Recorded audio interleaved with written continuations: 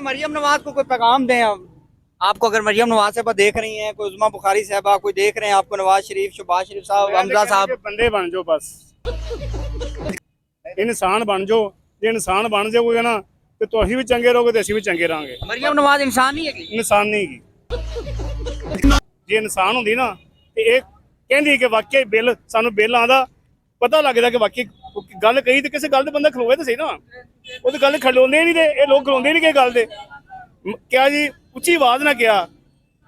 ਜੇ ਉਹਨੇ ਕਿਹਾ ਕਿ ਉਹਨਾਂ ਨੂੰ ਸ਼ਹਬਾਜ਼ ਸ਼ਰੀਫ ਨੇ ਇਹਦੇ ਕੁੱਤੇ 'ਚ ਪਟਾ ਪਾ ਕੇ ਭਾਡੀ ਚੌਜ ਖਲੋ ਕੇ ਗਿਆ ਜੀ ਅਸੀਂ ਇਹਨੂੰ ਘਸੀੜ ਕੇ ਪੈਸੇ ਕੱਢਾਂਗੇ, ਉਹ ਮੁਕਰ ਗਿਆ। ਉਹ ਅੱਜ ਭਾਈ ਭਾਈ ਹੋ ਗਏ ਨੇ। ਉਹਨੂੰ ਅੱਜ ਸਦਰ ਹੈ ਉਹ, ਇਹ ਥੱਲੇ ਅੱਜ ਕੰਜਰ ਬਣੇ ਨੇ। ਤੇ ਜੇ ਅੱਜ ਮਰੀਮ ਨਵਾਜ਼ ਕਹਿੰਦੀ ਜੀ ਮੈਂ ਗਰੀਬ ਦੇ ਘਰ ਪੱਖਾ ਚੱਲੇਗਾ ਬਿੱਲ ਨਹੀਂ ਆਵੇਗਾ ਤੇ ਬਿੱਲ ਐਡਾ ਲੰਮਾ ਦਿੱਤਾ ਉਹਨੇ, ਫਾਨਾ ਵੀ ਪਿੱਛੋਂ ਠੋਕਿਆ, ਬਿੱਲ ਲਾਜ਼ਮੀ ਦੇਗੀ।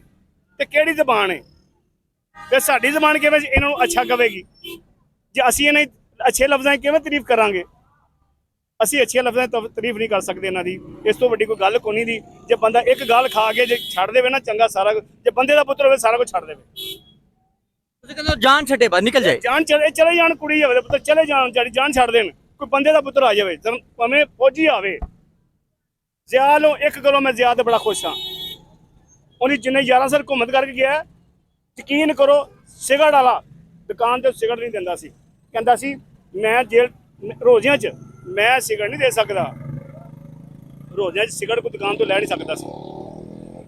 ਕੀ ਡਰ ਹੁੰਦਾ ਸੀ ਦੁਕਾਨਦਾਰ ਨੂੰ ਕਿ ਰੋਜ਼ੇ ਨੇ ਮੈਂ ਸਿਗਰਟ ਨਹੀਂ ਵੇਚਣੀ।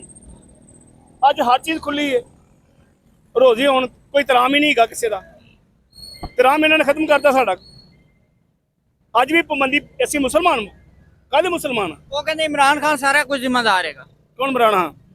वो कहते हैं नवाज शरीफ वगैरह कहते हैं, मरियम नवाज साहबा कहती हैं कि इमरान खान हर चीज का जिम्मेदार है। हाँ बिल्कुल जिम्मेवार है वो बंदा डट के कला खलोता है ना, वो जिम्मेवार है। वो वाकई वो छड़ के नहीं भजिया।